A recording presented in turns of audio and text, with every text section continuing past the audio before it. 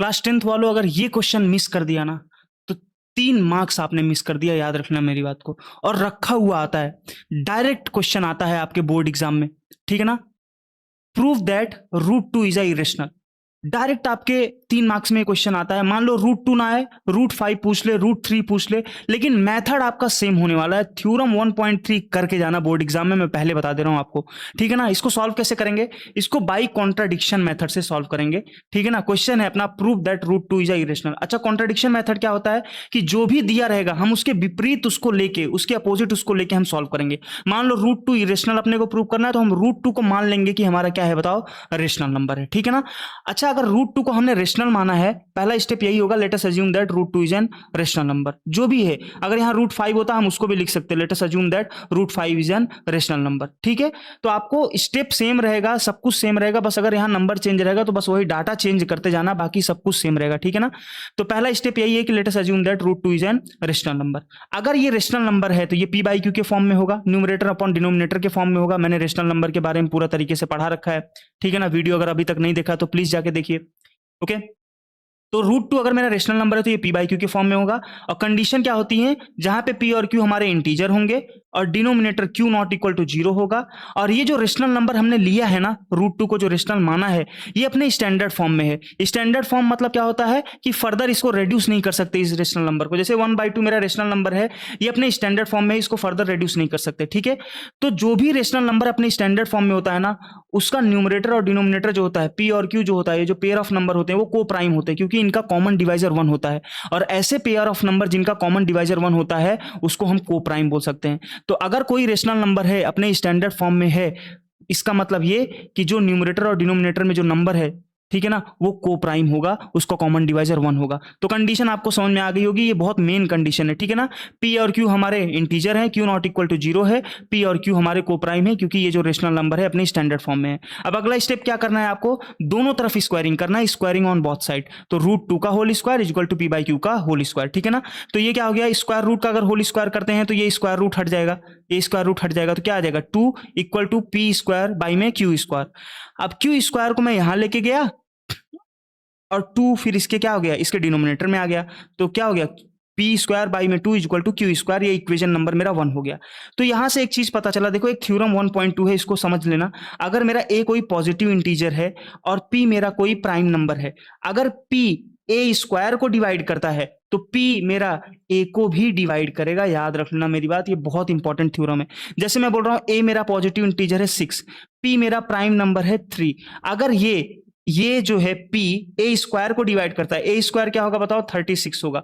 अगर ये P A square को डिवाइड करता है तो पी ए को भी डिवाइड करेगा। देख लेते हैं 36 को 3 डिवाइड करेगा कि नहीं, हाँ 36 को अगर 3 से डिवाइड करोगे तो आंसर आ जाएगा अपना 12। तो पी जो है ए स्क्वायर को डिवाइड कर रहा है, 36 को 3 डिवाइड कर रहा है, याद रखना मेरी बात, पी जो है ए को भी डिवाइड करेगा। मतलब ये है कि जो 3 है वो 6 को भी डिवाइड करेगा। समझ में आया कि नहीं? तो आई होप आपको बढ़िया से समझ में आया होगा। इसको रफ कर लेते हैं।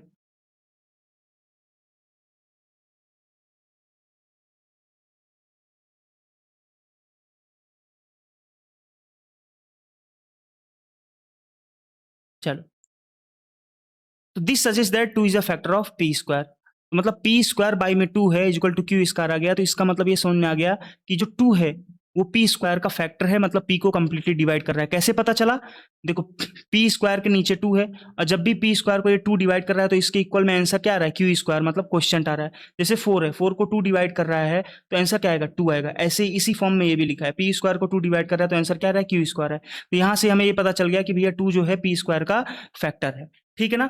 अब अगर 2 जो है मेरा, वही थ्योरम 1.2 यूज करूंगा। अगर 2 जो है मेरा पी स्क्वायर का फैक्टर है, मतलब पी स्क्वायर को डिवाइड कर रहा है, और पी मेरा क्या था, एक इंटीजर था, पी और क्यू मेरा क्या था, इंटीजर था। तो देखो 2 मेरा एक प्राइम नंबर है, और प्राइम नंबर इंटीजर के स्क्वायर को डिवाइड कर रहा है, तो याद रखना ये प्राइम नंबर इस पी को भी डिवाइड करेगा, इस इंटीजर को भी डिवाइड करेगा। यही थ्योरम 1.2 कह रहा था। तो since 2 is a prime number, 2 मेरा एक प्राइम नंबर है, by theorem 1.2 2 also divides P. 2 हमारा क्या करेगा, p को भी डिवाइड करेगा। अब अगर 2 p को डिवाइड करेगा तो मैं ऐसे लिख सकता हूँ कि नहीं, p डिवाइडेड बाई 2। अब 2 जो है p को डिवाइड करेगा तो कुछ ना कुछ तो क्वेश्चन आएगा ही, तो मैं उसको c ले लिया, p by 2 equal to c। अब ये डिनोमिनेटर जो है इसके इक्वल टू में जाएगा तो मल्टीप्लाई में हो जाएगा जो डिवाइड में है, तो p इक्वल टू क्या आ गया 2c। अब इस p इक्वल टू 2c को इक्वेशन 1 में पुट करो। इक्वेशन मेरा 1 क्या था, यही था मेरा इक्वेशन 1, p स्क्वायर बाई में 2 इक्वल टू q स्क्वायर। अब 2c p के जगह पे पुट कर दिया तो 2c का क्या हो गया बताओ, होल स्क्वायर हो गया ये, ठीक है ना। 2c का होल स्क्वायर बाई में 2 इक्वल टू क्यू स्क्वायर। तो क्या हो गया 2c का होल स्क्वायर क्या हो जाएगा 4c स्क्वायर हो जाएगा, डिवाइड में 2 इक्वल टू क्या हो जाएगा क्यू स्क्वायर हो जाएगा। तो 4c स्क्वायर बाई में 2 इक्वल टू क्यू स्क्वायर मेरा पीछे देखा था, तो ये कटेगा, 2 1 जा 2, 2 2 जा 4, तो क्या आ जाएगा 2c square equal to q square. Okay, अब ये जो 2 है ये c के साथ मल्टीप्लाई में है, तो इधर आके क्या हो जाएगा बताओ, डिवाइड हो जाएगा, तो क्यू स्क्वायर डिवाइड बाई 2 हो जाएगा और इक्वल में क्या बचेगा, c स्क्वायर बचेगा। तो यहां से हमें ये पता चल रहा है कि क्यू स्क्वायर को जब 2 डिवाइड कर रहा है तो आंसर क्या आ रहा है, c स्क्वायर आ रहा है। तो हमें यहां से ये पता चला, this suggest that 2 is a factor of Q square. यहां से हमें ये पता चल रहा है कि 2 जो है मेरा क्यू स्क्वायर का फैक्टर है, ठीक है ना। Since 2 is a prime number, अब यहां पे हमें पता चल रहा है कि हमने देखा था कि p और q मेरे क्या थे बताओ, p और q मेरे क्या थे, एक इंटीजर थे। और देखो यहाँ पे क्या है, 2 मेरा प्राइम नंबर है, so by theorem 1.2 2 also divides q। तो 2 मेरा प्राइम नंबर है और 2 मेरा q स्क्वायर को डिवाइड कर रहा है, मतलब ये कि जो q था मेरा इंटीजर था, तो 2 मेरा प्राइम नंबर है, ये प्राइम नंबर इस इंटीजर के स्क्वायर को डिवाइड कर रहा है, तो याद रखना ये प्राइम नंबर इस इंटीजर को भी डिवाइड करेगा, यही तो थ्योरम 1.2 कह रहा था। तो 2 is a prime number by theorem 1.2 2 also divides q।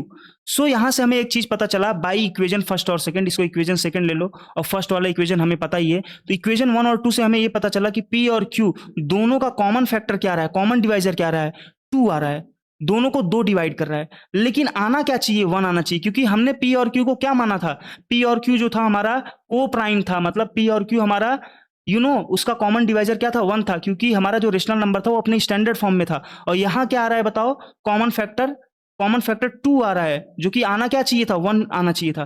तो यही हमारा क्या कर रहा है, कॉन्ट्राडिक्ट कर रहा है। क्या कॉन्ट्राडिक्ट कर रहा है कि p और q आर को प्राइम। तो इस फैक्ट को मानने से इनकार कर रहा है ये कि p और q हमारे को प्राइम है। आना चाहिए था 1, इसका कॉमन डिवाइजर आ रहा है 2, तो हम यहां से बोल सकते हैं कि हमारा एजम्पशन जो है वो रॉन्ग है, इनकरेक्ट है। So our assumption that root 2 is rational is incorrect. So हम यहां से कंक्लूड कर सकते हैं कि root 2 is a irrational number. समझ में आया कि नहीं, आई होप आपको बहुत अच्छे तरीके से समझ में आया होगा।